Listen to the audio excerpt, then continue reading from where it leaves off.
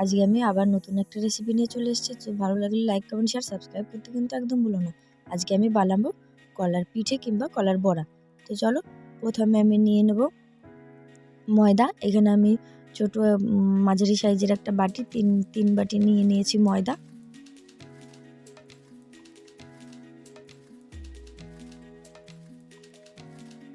তারপরে আমি দিয়ে দেবো লবণ, তারপর আমি দেবো চিনি পরিমাণ মতো, তারপর আমি দিয়ে দেবো কলাগুলো ভালো করে ছুলে নেব। এখানে আমি 4টে কলা দেবো। তো প্রথমে আমি একটা ছুলে নিয়েছি, তারপর আরেকটা ছুলে নিলাম, তারপর আরেকটা, তারপরে আরেকটা।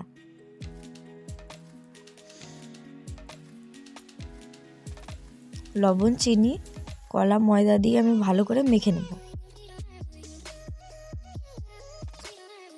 কলাগুলো একদম ভালো করে মাখতে হবে।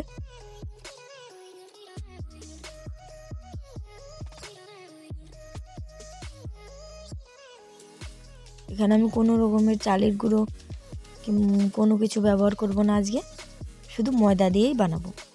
তারপরে এখানে আমি দিয়ে দিলাম জাল দেওয়া ঠান্ডা দুধ। একবার জাল দিয়ে ঠান্ডা করে নিয়ে সেই দুধটা আমি দিয়ে দিলাম ময়দার ভেতরে। দুধ, কলা, ময়দা, চিনি, লবণ। তো আমি এখানে ভালো করে মেখে নেব।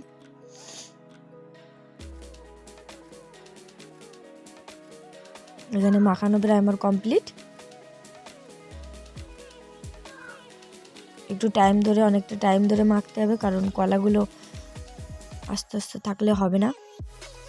তারপর আমি একটা কড়াই নিয়ে এখানে আমি দিয়ে দেবো সাদা তেল কিংবা রিফাইন তেল। গরম হয়ে গেলে একটা একটা করে দু হাতের আঙুল দিয়ে এরকম চাপ দিয়ে ধীরে ধীরে ছাড়তে হবে, তাহলে শেপটা ভালো আসবে, মানে কলার বড়া কিংবা কলার পিঠের। আমাদের এখানে কলার পিঠেই বলে কলা দিয়ে। সেটার ভিতরে চালের গুঁড়ো ব্যবহার করে, কিন্তু আজকে আমি চালের গুঁড়ো ছাড়া সুন্দর একটা পিঠে বানাবো। এখানে আমি ধীরে ধীরে একটা একটা করে দিয়ে দেবো। একটার উপরে দিলে কিন্তু হবে না, একটা একটু করে পাশে পাশে সাইডে সাইডে ছাড়তে হবে। তো প্রথমবার আমি দেখো নেড়ে নিলাম, কি সুন্দর আলাদা হয়ে গেল, একটার সঙ্গে একটা লাগেও নি, কিছুও না। তো তোমরা ভিডিওটা একদম লাস্ট পর্যন্ত দেখো, স্কিপ করো না। ভালো লাগলে একটা কমেন্ট করো, লাইক করো, সাবস্ক্রাইব করতে কিন্তু একদম ভুলো না।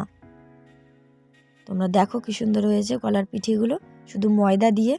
এখানে আমি কোনো রকমের কিচ্ছু ব্যবহার করিনি, চালের গুঁড়ো কিংবা অন্য কিছু। এখন আমি তুলে নেব। তোমাদের আরেকবার দেখিয়ে দিই, তোমাদের ছাড়াটা আরেকবার দেখিয়ে দিলাম কীরকমভাবে ছাড়তে হবে। দু হাতের মুঠোয় নিয়ে আস্তে আস্তে চাপ দিয়ে দিয়ে, এটা কলার যেহেতু সেহেতু একটুখানি আঠালো হবে, তার জন্য এরকমভাবেই ছাড়তে হবে, না হলে শেপগুলো ভালো আসবে না, তার জন্য। তো তোমরা আবার দেখে নাও। দেখো কি সুন্দর আলাদা হয়ে গেল। আবারও একটার সঙ্গে একটা লাগবেও না, গায়ের উপর দিলে হবে না, সাইডে সাইডে দিতে হবে। উপরে উপরে দিলে একদমই হবে না, তাহলে লেগে যাবে। যেহেতু আমি সাইডে সাইডে দিয়েছি, একসঙ্গে লাগেনি ওর জন্য। তো দেখো এখানে আমার প্রায় ভাজা কমপ্লিট। তো ভিডিওটা ভালো লাগলে সাবস্ক্রাইব করতে কিন্তু তোমরা একদম ভুলো না, একটা কমেন্ট করে দিও। এখানে আমি আবার তুলে নেব।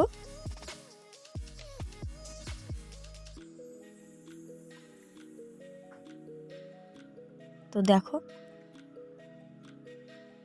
সবগুলো এবার আমি নামিয়ে নেব আস্তে আস্তে। তো এখানে দেখো কীরকম হয়েছে কলার বড়াগুলো কিংবা কলার পিঠে। তো তোমাদের ভিডিওটা যদি ভালো লেগে থাকে তাহলে সাবস্ক্রাইব করতে কিন্তু ভুলো না, একটা লাইক করো, কমেন্ট করো, শেয়ার করো, আর বলো কেমন হয়েছে। এখানে সব পিঠেগুলো একদম আমার সুন্দর হয়েছে, আর খেতেও দারুণ ছিল।